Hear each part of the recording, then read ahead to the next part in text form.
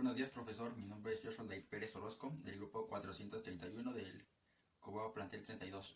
Pues a continuación le mostraré mi línea del tiempo sobre los presidentes de México. Empezaremos por el año 1829, donde fue cuando se proclamó el primer presidente de la República, que fue el Guadalupe Victoria, que fue una persona liberal, fue el fundador de los tres poderes de gobierno, es el iniciador de la infraestructura de política, fue el primer presidente de México, ¿no? También tenemos al segundo presidente, que fue Vicente Guerrero, fue un liberal que impulsó la educación gratuita, promovió la reforma agraria, eh, también promulgó el plan de Iguala, ¿no? También tenemos al presidente José María Bocanegra, que fue liberal, contribuyó en el plan de Iguala, ayudó en la creación de la Constitución y fue un escritor y un gran abogado. Y por último tenemos al presidente Pedro Vélez, que fue liberal, fue encargado del Poder Ejecutivo, fue doctor en leyes y fue el cuarto presidente de la República. Sigamos, en el año 1832 fue Anastasio Bustamante, quien fue conservador, estudió las artes en Guadalajara, estudió medicina. También tenemos a Melchor Musquiz, que fue conservador, fue comandante militar y fue el primer mandatario en cobrar impuestos, ¿no? En 1833 tenemos a Manuel Gómez P., que fue liberal, alcanzó el grado de coronel. También tenemos a Valentín Gómez Farías, que fue liberal, separó a la iglesia del Estado, destruyó el monopolio, ¿no? En 1836 tenemos a Miguel Barragán, que fue liberal, ingresó al ejército realista. En 1867 tenemos a José Justo Corro, que fue liberal, fue gobernador de Jalisco y secretario de Justicias.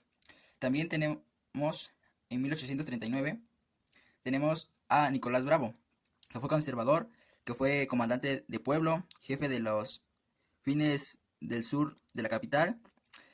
También tenemos en 1841 a Francisco Javier Echeverría, que fue conservador, fue diputado del Congreso y fue militar de Hacienda.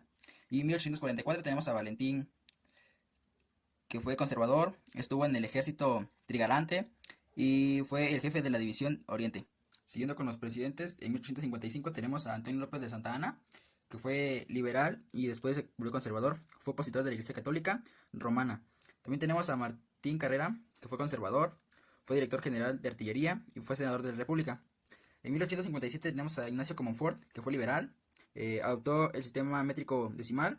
También tenemos al presidente Benito Juárez, que fue liberal, promulgó el plan de Ayala, fue el primer presidente indígena que tuvimos en la República. También en 1858 tenemos a Félix María Zuluaga, que fue conservador, fue regidor y alcalde de Chihuahua y estuvo dentro del Tercer República Federal. También tenemos a Manuel Robles Pezuela, que fue conservador, fue presidente por el plan de Navidad y fue jefe de ingeniería en la guerra. En 1860 tenemos a José Ignacio Pavón, que fue conservador, fue magistrado, fue regidor. También tenemos a Miguel Miramón, que fue conservador, primer jefe del ejército conservador. Fue presidente de la Suprema Corte. En 1854 tenemos a Juan Nepomuceno Almonte, que fue conservador, reorganizó el Ejército Nacional. También tenemos al presidente Maximiliano de Habsburgo, que fue liberal, encabezó el último imperio de México. Tenemos en 1872 al presidente Sebastián Lerdo de Tejada, que fue liberal, fue ministro de Justicia.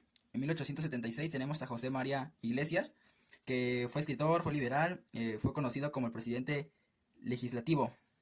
También en 1867 tenemos a Porfirio Díaz, que fue liberal, elaboró el plan de Tustepec, logró pagar las deudas externas y la paz se impuso en su gobierno.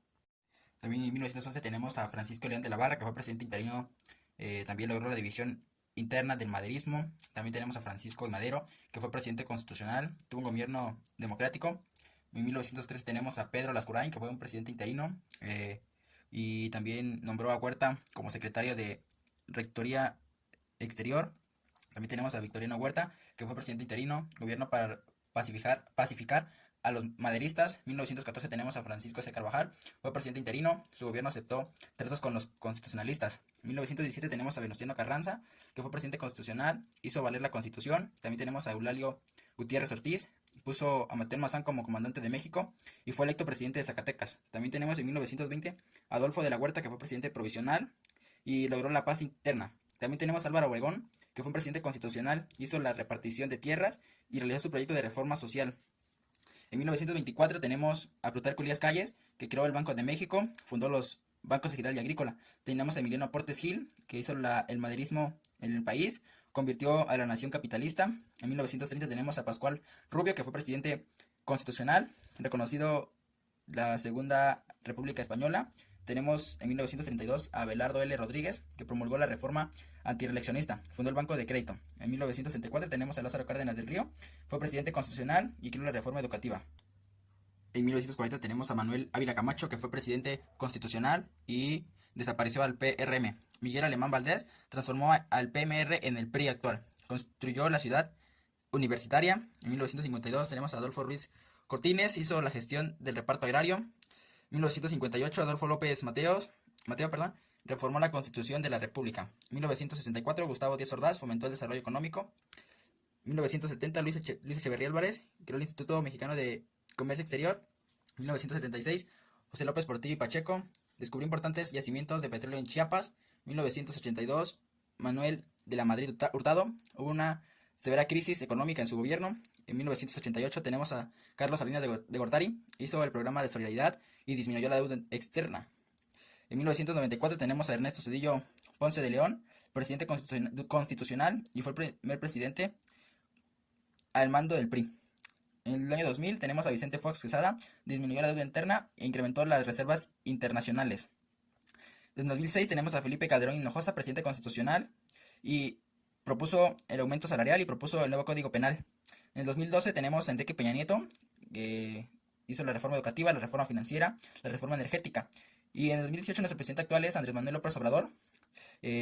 Nos da becas a los estudiantes, créditos y pensiones, y dio un alto al huachicol y abasteció a todos los hospitales con medicinas con esto del COVID-19. Con esto concluyo mi exposición sobre los presidentes de México, profesor. Espero que sea de su agrado.